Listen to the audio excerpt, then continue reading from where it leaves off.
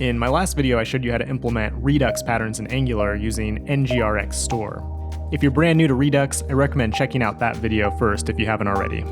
If you're an Angular Firebase Pro member, I'd like to take a second to say thank you for supporting this project and let you know that we're using your investment to support other open source projects such as NgRx. I pledged $100 per month and we'll do the same for other exceptional Angular projects and content creators.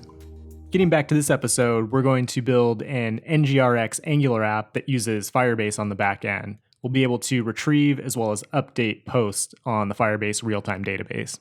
When working with Firebase, we have to worry about the side effects that come with working with a third-party API. NgRx has a package called effects that serves just this purpose. We can install it using npm. At this point, you should have AngularFire 2 for Firebase installed. You can find instructions for that on the official repo. Now let's look at why we need to use effects in the first place. Consider the following example of a pure function. It's considered pure because it only affects data within its own scope. It would be considered impure if we defined a variable outside of that function and then used it inside the function scope. What often happens in the real world is we have an impure function that will do an operation on the database, causing a chain of different side effects in the application. The goal of NgRx effects is to isolate functions like this to make them behave more or less like a pure function. Let's start coding this up in Angular in the app module. We're going to need the AngularFire database, as well as the effects module, store, and store dev tools. Then we're going to create our own post effects and post reducer in the upcoming steps. Post effects behave just like an Angular service, so when we import them, we add them to an array in the effects module. Then the reducer is added to the store module. Now, before going any further, I want to show you how I have this app organized. I have a folder for actions, effects, models, and reducers. You'll most likely want a similar organization to this for each feature in your app. Now, let's get started building the post model. This will just be a simple TypeScript interface that defines the post itself. The push key will be the actual Firebase push key, and then we'll have a loading state that's a Boolean, then text, votes, and an optional error field. Now we can start building the post actions. We'll start by importing the action interface from NgRx, and also the post model that we just created. To create an action, we'll first export a constant with the action name. Then we create a class that will handle the data payload for that action. In order to get a post from Firebase, we need to first supply it with a push key string, which we can do by supplying it in the constructor for this action. When we make a GET request for a post, it's asynchronous. We don't know if it's successful right away. So we'll create another action called getPostSuccess that will fire once the post is actually successfully retrieved. For the vote actions, which are conducted with a Firebase database update, we'll do a success and a fail action to handle those two possible states. When we successfully retrieve a post, we can send that as the payload to update the data store.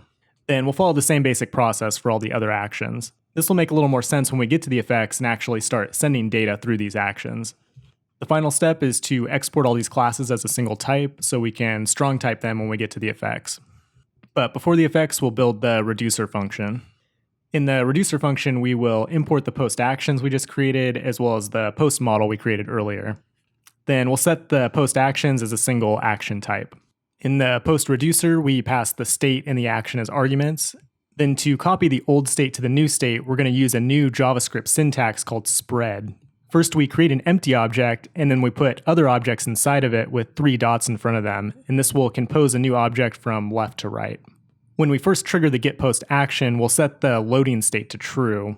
When the post returns successfully, we can add the action payload to the object and also flip the loading state to false.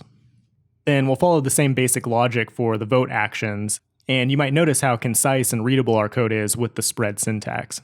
However, keep in mind it's just a proposal for ES7 and it's not a fully standardized feature in JavaScript as of the making of this video. Now we can finally start building our post effects.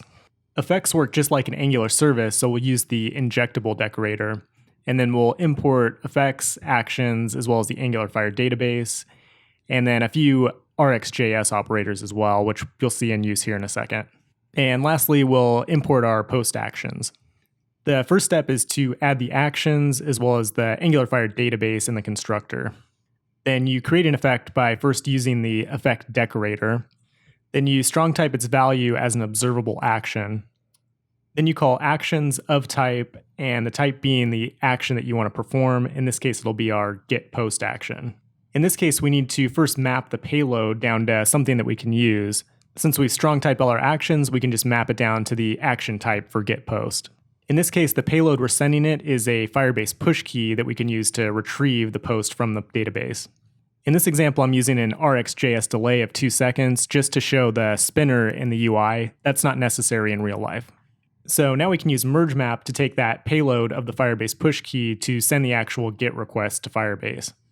We call db object payload, and then we map that down to the post that it returns, and then we can actually update the state in the data store. And we can do that by just returning the post action's get post success. When we trigger this action in the front end, it's going to look something like this. We get a 2-second delay, and then the post data is updated in the data store, reflecting in the UI. Now let's build another effect to handle the voting action. It's the same basic process to start, but this time it'll be a type of vote update. Then we'll map it down to the payload just like we did with the last effect. But the difference is when you do a Firebase update, it's not actually an observable, rather it's a promise. But we can treat it like an observable by putting it inside the of operator. Then we can simply make the update call to Firebase like we would normally by calling db object with the push key, and then we'll update the votes to the new value specified in the payload. Then we can map the observable to the vote success action, and if there's an error, we can catch it and trigger the post action's vote fail, which will set the optional error property on the data store to this error message. Now let's actually put these effects to use in the app component. We import NgRx store as well as our post actions and post model. Then the app state interface will just be defined as the post. And just like we did in the last video, we'll set the post as an observable and we'll inject the store in the constructor.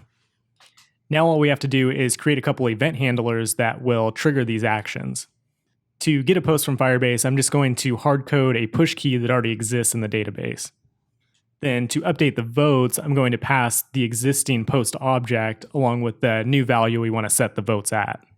Then we can dispatch the action and pass it the post and the new value for the votes.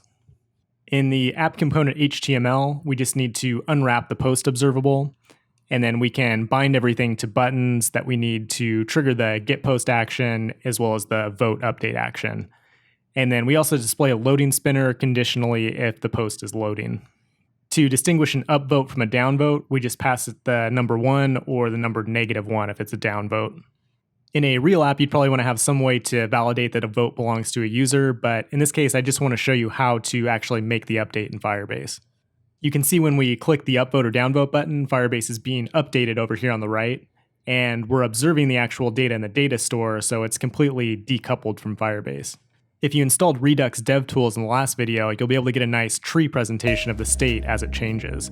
So first we have a blank state, then it goes to the loading state, and then the post data is loaded, and each time we vote, we get a new state tree. As your app grows more complex, this can be extremely helpful for debugging. That's it for NgRx effects with Firebase. If this video helped you, please like and subscribe. And if you want to support the channel, consider becoming a pro subscriber at AngularFirebase.com. You'll get a free copy of my book, as well as one-on-one project consulting. Thanks for watching, and I'll see you soon.